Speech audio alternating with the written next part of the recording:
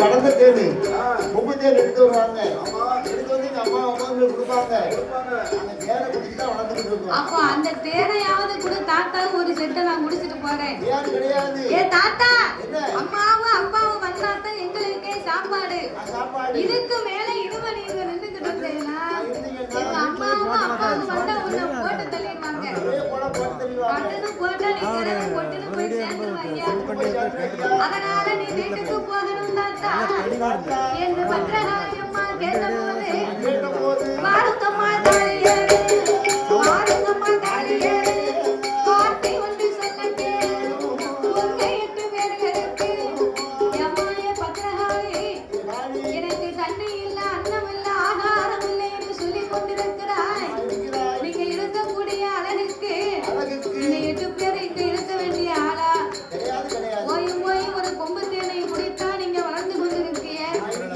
என்னோடு நீங்க வந்தீர்களேயானா உங்களுக்கு எல்லா விதமான பவுசு உண்டு. எம்மா தாத்தாவோடு வந்தையா, தாத்தாவோடு வந்தையா, கைலாச அழைத்து போ, இருளுக்குள்ள இருந்தீரா, இன்பம் அது கிடையாது, மண்புத்துக்குள் இருந்தீரா, ஏன் மகிமை அது கிடையாது. என்னோடு வாரிடம்மா, என்னோடு வாரிடம், ஏன் கைலாசம் போயிட, என்னோடு வாரிடம்மா.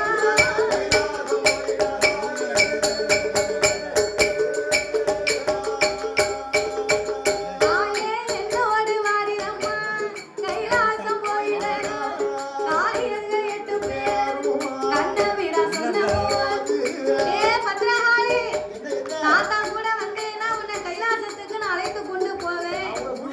ஏ தாத்தா, கைலாசத்துக்கு அழைத்து கொண்டு போனேன்னா உனக்கு 100 வயசு இருக்கும், நீ போக வேண்டியதா? நாங்க 5-6 வயசு இருக்கக்கூடிய பிள்ளைய பார்த்து இப்படி பேசிக்கிட்டு இருக்கியா? என் பேத்தி, கொஞ்சம் கூட உனக்கு விவரமே இல்லை. உண்மையிலேயே கைலாசத்துக்கு போனா உனக்கு ஒரு அக்கா இருக்கா? உங்க அக்கா மாப்பிள்ள உனக்கு என்ன வேணும்? உங்க அக்கா இருக்காரு. அவங்க 2 பேருக்கும் வருஷத்துக்கு ஒரு முறை திருக்கல்யாணம் நடக்கும்.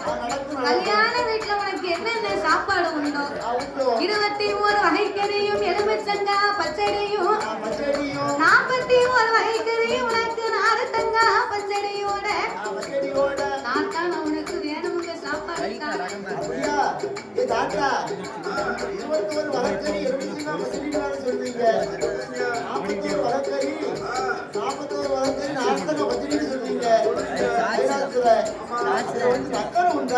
இந்த நக்கல் தானே வேண்டாம்னு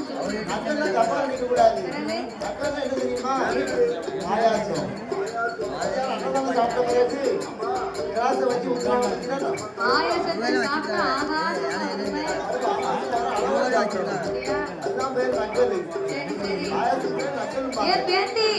நீ என்னென்ன பலகாரம் கேட்கிய, என்னென்ன சாப்பாடு கேட்கிய அத்தனையும் உனக்கு நான் கொண்டு வந்து தாரேன்.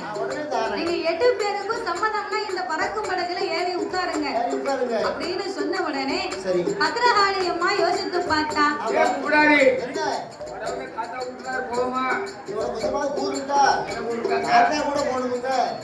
தாத்தா கூட போன நமக்கு நல்ல சாப்பாடு கிடைக்கும்படி இங்க இருந்தா நம்ம அம்மாவும் அப்பாவும் கும்பு தேர் தானே நமக்கு கொடுக்குறாங்க அப்படின்னு சொல்லி 8 பேரும் பேசி முடித்தார்கள். ஆட்டு வண்டி சம்மதித்து கைலாசத்திற்கு போக வேணுமே என்று அவர் எங்கே வருகிறார் தெரியுமா? அவரும் கைலாசம்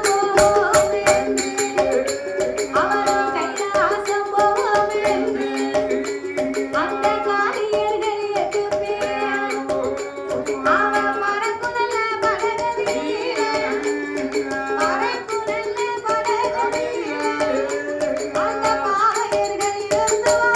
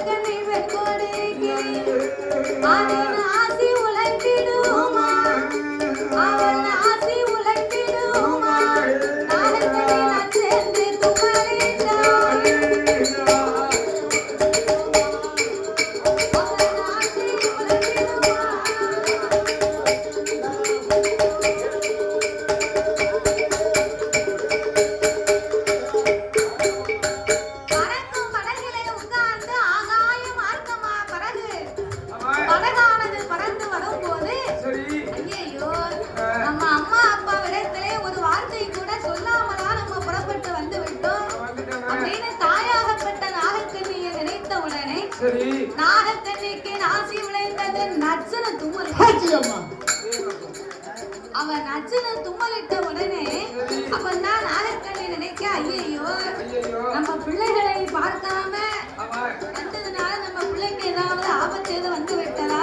இருக்குமா உடனே சென்று நான் அவள் குழந்தையை காண வேண்டும் என்று வேண்டும் என்று ஓட்டமும் வரும் நடையுமா ஓடி வராங்க நாகலோக பட்டணத்துக்கு. ஆஹா அப்ப ஓட்டமும் வரும் நடையுமா ஓடி வந்து பார்க்க, அதாவது சோத்தா மூக்கு உடைஞ்சிருச்சுன்னா யாரும் நினைக்க இல்லையா, வலது பக்கம். வலது மூக்கு வலது மூக்கு உடைஞ்சிருச்சுன்னா யாரும் நம்ம நினைக்காமன்னு அர்த்தம்.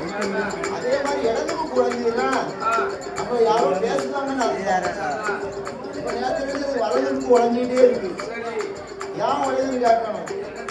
என் குழந்தைய என்ன நினைச்சுக்கிட்டே இருக்கா. வீட்டுக்காரர் நினைக்க வழியில குழந்தைய நினைக்கலாம். குழந்தைய நினைச்சுக்கிட்டு இருக்கா. ஏன் குழந்தைய நினைக்கான்னு கேட்கணும்.